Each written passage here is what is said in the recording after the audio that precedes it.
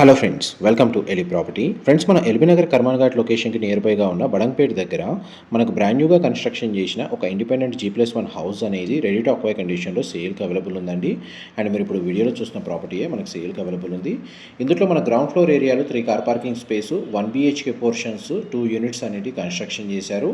And first floor ఏరియాలో east facing main ఎంట్రన్స్తో 3 BHK portion అనేది కన్స్ట్రక్షన్ చేశారండి.